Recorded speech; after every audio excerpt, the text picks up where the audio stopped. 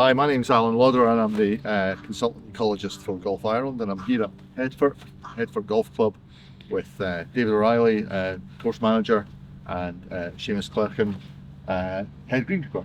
Yeah? Yeah. Got the terms right? Yeah.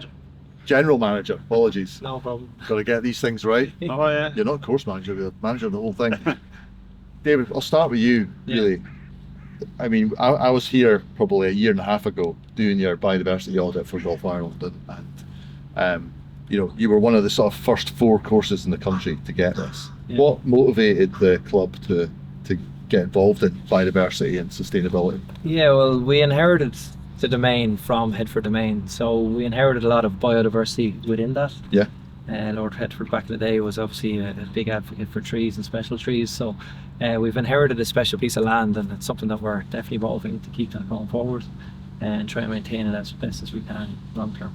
Yeah, well, it's a fantastic environment, superb, and your audit came out really well. Even as it stands, you've got designated sites, you've got fantastic other wildlife, superb old trees, and I look forward to exploring it on the way around. Seamus, as a greenkeeper, you probably got into greenkeeping to look after fantastic golf courses, and now we're asking you to do all these other things. How's that? Yeah, it's a bit of a change in the mindset, but I suppose it's something, when you do look at it, like it's for the improvement of the course rather than typically it's always been aesthetically keeping the course manicured to the highest standard. But when we looked at the areas, that they were probably doing a lot of it ourselves, as you said in the first day you visited, so just maintain them areas and try and improve as best we can on them. And well, I'm looking forward to see what you've done in the year or so since I was here. Hopefully you'll see a bit of a change in a few areas now. Yeah, fantastic. Yeah. So Seamus, tell us about your intention with this meadow. Yeah, so we made the decision here to leave this make it into more of a traditional hay meadow is what we've done this last number of years now. So we basically let it grow throughout the year. Cut it then in late July or middle to late July, and then what we've done this last 2 or 3 years is make hay out of it, make traditional hay. So right. So how long's it been here now? This has been here probably 3, 4 or 5 years, maybe. Sorry. Right. Yeah. You can see some changes in it already. You've got a bit of yarrow coming up there and lots of plantain, so it's starting to diversify. Yeah, it definitely is. You can see it every year. It's proven all the time. I think that when you use the traditional methods, tedding the hay out, as we call it, it seems to be shaking the seeds off. So it's right. Yeah. It's bringing more life into it. And you're cutting that in when sort of August? July, late July, August. Yeah. That's perfect. Yeah, I mean, we would generally advise, that kind of late summer, early autumn cut. To do exactly what you said, to help the seed set.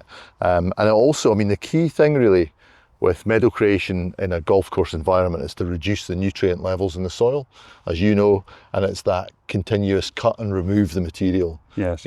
So a lot of our advisory material is very much around that, trying to reduce the nutrient levels, creates that diversity, that you're already starting to see. I mean, I see the yarrow down there, buttercups and maybe a bit more common, but you're starting to see that diversity coming in, which is really, really good. Yeah.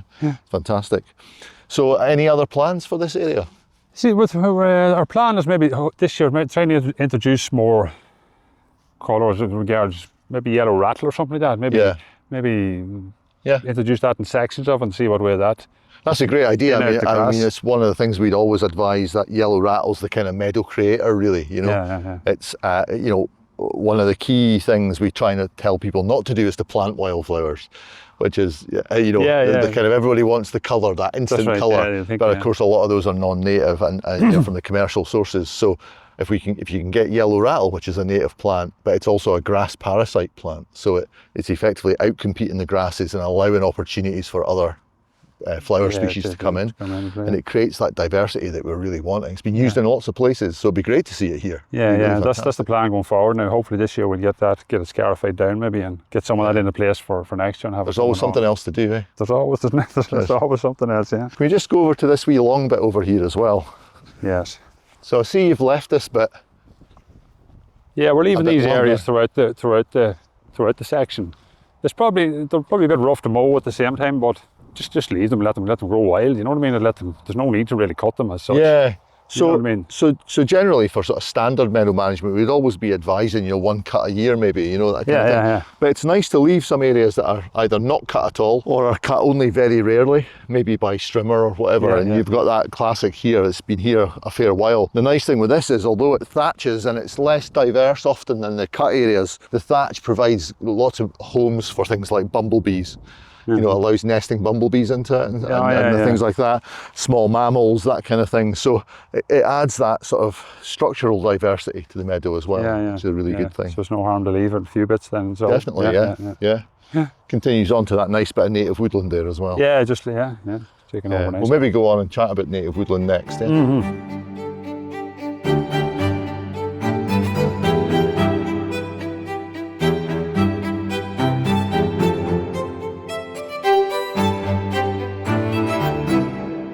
We're in a bit of your woodland here on the course. Yeah. Headfort's really blessed with having a lot of woodland. Maybe not everybody sees that as a blessing if you hit your shot in here, but from a biodiversity perspective, it's really good. You've got a lot of mature trees, a lot of deciduous native trees. Here we've got some nice birch behind us here. So really nice bits of woodland. But you've also out on the course got big standard, kind of estate standard type trees, big mature trees, which are great in themselves.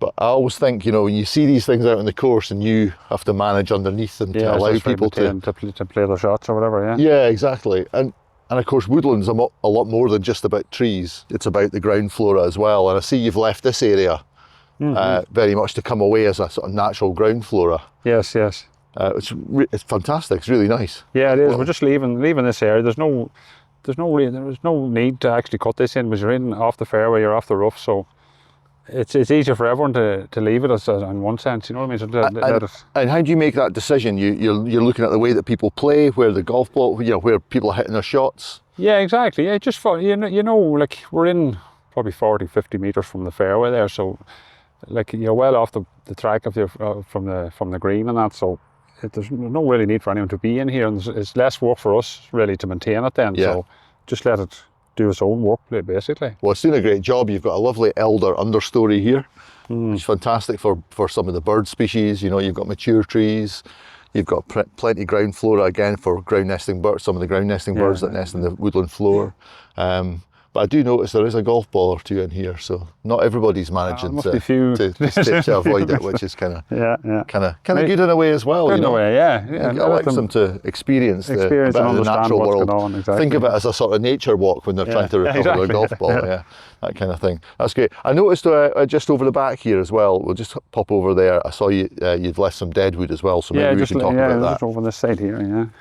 Yeah, this little. I mean, I know it doesn't look like much, and maybe people don't always get it, Yeah. And there's a sort of natural tendency for golf course managers, I suppose, to tidy up. Yeah, well, there always would have been. Yeah, there always is. Like, there's always expectations to have everything pristine and everything. But this is fantastic, from a nature perspective. Leaving fallen deadwood like this, or even stacking it as you've done here. It just allows it to rot, and all of the invertebrates, the insects, really love that. Even better if you can leave the odd dead tree standing as well. Yeah, we have a few of them in certain areas. We can show you now later on, but fantastic. Yeah, really good. I suppose the other thing I think about is non-native species, invasive species. And you're getting poked by this tree here. Non-native species that occur on the course. You've got a bit of cherry laurel. Yeah, on the other course now, on the championship course, we've an awful amount of cherry laurel would be a problem over there. Yeah, as an invasive species. So and we don't want it in these woodland environments because it shades out. Yeah, it's totally blanks everything underneath. Yeah. So everything's dead underneath it. So well, let's go and have a look at that. Take it out and show you what we've done over there. Yeah, perfect.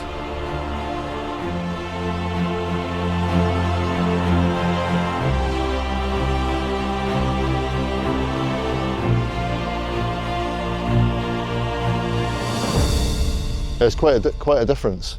I mean, I'm looking at this, Seamus, and seeing this bank of laurel here you've still to tackle, and you're looking at this, and this used to look like that. Yeah, that's used to, if even denser, Yeah, still a lot of work. Really opens it up, but I think the main thing from a woodland perspective and from a wetland perspective, having that laurel on the edge of the wetland would have been a real shading influence. Yeah. You can notice when we did clear the whole thing back, there was nothing at all, no vegetation at all on on it at all now. You can see it's starting to grow up, even grass. And we've noticed a lot of the leg of the holly. You see the holly there, the natural species coming. Starting to give there's a bit of room to breed now, I suppose, and grow up. And fantastic. Another thing around, you can't see it, but all further around the corner, there's a lot of whitethorn or whitethorn, they call them the hawthorn, and oaks, you know, growing from seedlings and that. Yeah. They should come on nicely now when there is a bit of life in it, you know. Yeah, well, you've got this big holly here, which is no doubt dropping its berries onto this, and that'll come away, and a nice little holly thicket would be quite nice on the edge of this. A little protection for keep it quiet for the nesting birds and so on. Yeah, exactly. But immediately, I know straight away you get this big growth of foxgloves. Yeah, that's right. You see, there's lovely colour on them now. Quite spectacular. They look lovely in the summertime there. When they did come out. And that'll be temporary. They'll last for a while until other things take over. But immediately fantastic for pollinators. Yeah, exactly. Yeah, it's really good, really interesting. No, so that's one of your invasive species challenges. Any others that you've got? There's not along the main river now. We've not weeding areas. It started to grow along the bank of the river there in place. I'll show it to you later on. Yeah. That's a real challenge. That's a challenge on its own. Now, that's a different. We're trying to get it mapped out now this year and get everything mapped out exactly where it is and what. You know what I mean? And try and deal with it then. And I think that was one of the actions, wasn't it, in your biodiversity audit? Yeah, that's years ago. That's right. Yeah. So hopefully that helps guide you. Yeah, get you on in the direction we need to go. But yeah, that's good. It's a problem now in areas like it's like.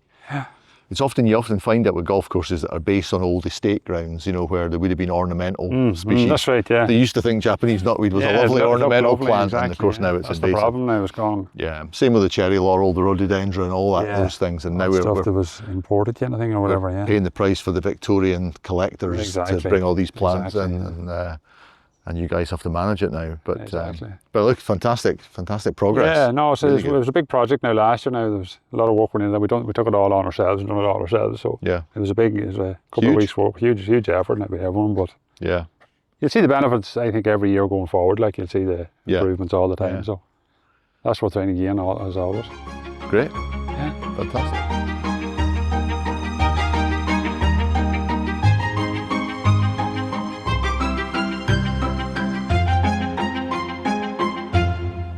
We're on the edge of this wetland here, and this is a European designated site. It's in a special area of conservation. Yeah, this is one of them. Yeah, this is classed as And you chat to MPWS occasionally about what you can do, what you can't do. We're in contact with them all the time, between NWPS and even the fisheries and all. We're trying to try and keep in contact with them all. Because it's the river system, isn't it? That's the SAC. It's it's got the salmon and the kingfishers and so on, lampreys and all that. That's right.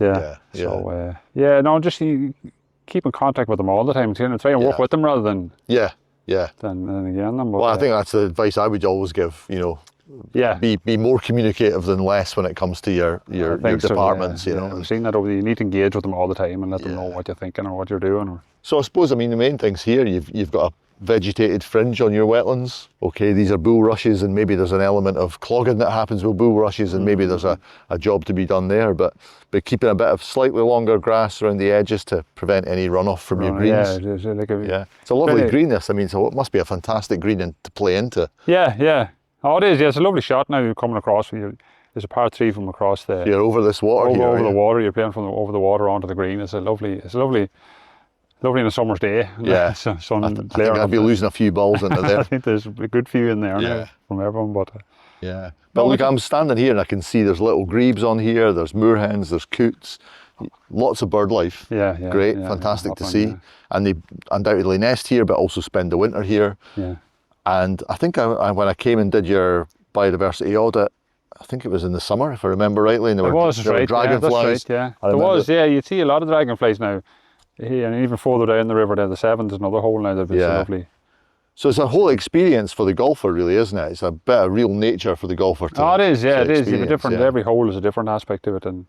But the big challenges with this would be, I suppose, this water level's going to come up and down, isn't it? Yeah, that's the thing. You see, we get dry in the summer, and now it's lovely at the minute when you have lovely height of water after very heavy rain there this last week. But I suppose in the summertime then it does drop a lot, the height of the water. That's the problem. Like, it probably doesn't look as clean as it would today now, but Yeah. That's the challenges we're facing, you know what I mean? As an ecologist, you know, I have no issue with lots and lots of vegetation. As golfers, golfers probably want the aesthetic of a nice, clear they do, yeah. They wetland. They can picture a lovely, they're crystal clean water the whole way from tee to green. Like that's their version of it. Like so, a kind of Augusta-esque exactly. landscape, They want that's what they're looking for. But there's got to be some sort of level of happy medium. As an education job for us, I think, you know, to as ecologists and biodiversity professionals, to try and make sure that green staff like yourself, the greens managers, can strike that happy medium between achieving an aesthetically beautiful course and also retaining all the really important biodiversity features. So it's not an easy thing. It's not easy, no, it's not. You have a lot of balance and act the whole thing, but we're lucky enough here, I suppose. We've plenty of areas that we can concentrate on to leave for biodiversity and all that. So we're kind of blessed that we're in the state that we have, you know. Yeah. Thankfully. Well, I would just encourage you to keep talking to MPWS and see if you can find exactly. See what the limitations are and so on, and work away. But the place is, I mean, it looks fantastic, doesn't it? And it's lovely. This time of year is lovely now. All the different colours in the trees as well, and it's a joy to look out over them, isn't it? Yeah. Must come back and play it sometime. Yeah. Welcome anytime. So Seamus, we've got an area here you've left long. I can see it's at the bottom of a downslope. Yeah, so we're leaving any areas with this on a slope that we can leave. Again, it's typically out of play, but it's more or less a buffer zone we're leaving to hopefully catch any nutrients that is leaching, or through fertiliser. Of course. Of course, you've got your protected wetland here. So you're wanting to stop anything getting off that. Yeah, getting off that. Presumably not that you're using very much nutrient these days. No, it's pretty low. No, it'll be low. It'll be very, very low now this time of year. But just anywhere possible we can leave these areas. Again, they don't need to be cut as such. And it's probably helping everything. Well out of play. Folk generally. Well out of play, avoiding it all the time. The majority of them. I know, but I mean that's good best practice really, to leave buffer strips wherever you can. Yeah, wherever we can. Wherever it's possible. I mean, the challenge with your green behind us here, so close to the water edge, makes for a fantastic looking hole. Yeah, a great playing hole, but a challenge from a nutrient management perspective. And I think, you know, what you're trying to achieve is just managing as much as you can the nutrients. That's right, getting out of the site, which is really good. Best practice, really, Yeah, it's just a balancing act and try and get it right whatever way you can, whatever areas. And another area, meadow. And I suspect a lot of golfers don't like the look of these nettles. No, probably visually they don't look great now for them, but I can tell you they're one of the best plants out there from a biodiversity perspective. If you want to see butterflies on your course, have a lot of nettles. I mean, I know they're not everybody's favourite plant, but they are an amazing thing when it comes to ladybirds. Love them, butterflies love them. Yeah, really fantastic. So again, they're out of the way, so it wouldn't really matter. Yeah, hopefully. From an aesthetics perspective, it's kind of tucked away, really. Yeah, exactly.